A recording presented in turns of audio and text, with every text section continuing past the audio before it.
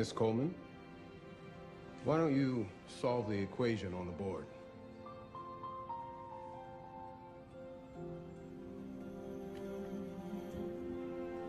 We took up a collection amongst the teachers and such. It's not a lot, but it's enough to help get you settled in.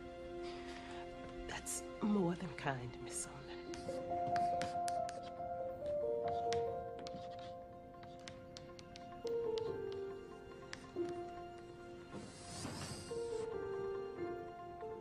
If the product of two terms is 0, then common sense says at least one of the two terms has to be 0 to start with. So if you move all the terms over to one side, you can put the quadratics into a form that can be factored, allowing that side of the equation to equal 0. Once you've done that, it's pretty straightforward from there.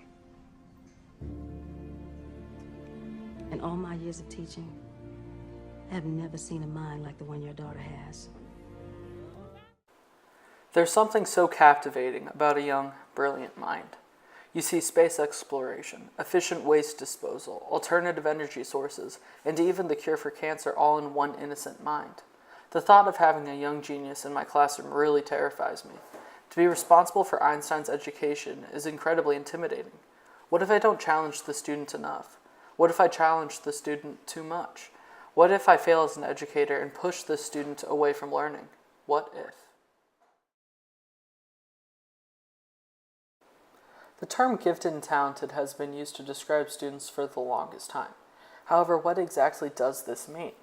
According to the National Association for Gifted Students, children are gifted when their ability is significantly above the norm for their age.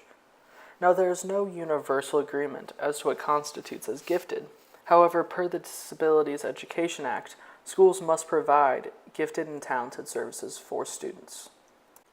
According to the NAGS, the top 10% of students in America are considered gifted.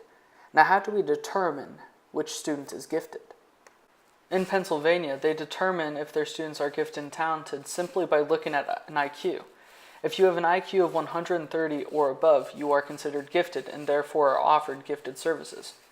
This is unfair, however, because there are many extenuating circumstances that can negatively affect a student's standardized testing score. 5% of students have ADHD, 15% of students have a language-based learning disability, and 80% of students with a diagnosable disorder do not get their disorder diagnosed. In order to gain a better understanding of what it is like to teach GT students, I sat down with Andrea Burke, principal at Harrison Parkway Elementary, to discuss what it is like to have these students in the classroom.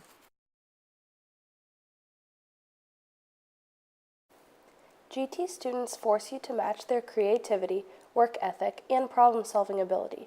Since their intellectual ability is different from the traditional student, you must constantly be working out ways to challenge the students.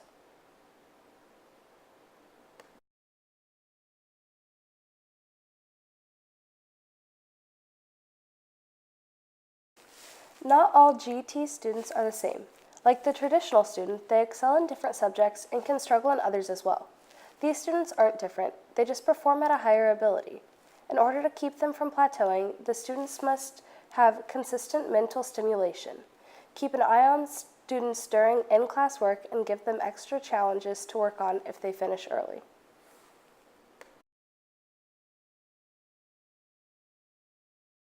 One thing that I learned from these students is to never underestimate them. You will be very impressed by how deeply they can think. As all educators know, reading is crucial for the students to become well-rounded learners. There are some awesome books written for GT students. The book Be a Perfect Person in Just 3 Days is perfect for gifted and talented students, as many of these students have perfectionist tendencies. This book provides a funny outlook on perfectionism and really teaches kids to just be themselves. Other books such as Archibald Frisbee, A Wrinkle in Time, The Adventures of Penrose the Mathematical Cat, and Gifted Kids School Survival Guide are all perfect books for kids with gifted and talented abilities.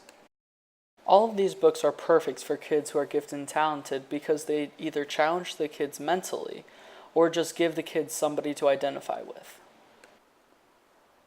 I've learned a lot about gifted and talented students and different strategies to use when teaching. First, I can simply approach each lesson as I always do, and just challenge students a little bit more towards the end. Second, I can have clear, consistent, and high expectations for my students. Third, I can provide reading material that will challenge them intellectually and will give them characters to identify with. Lastly, I will not underestimate them. I know how far they can go and will go. Now all I have to do is facilitate their education and help them love learning.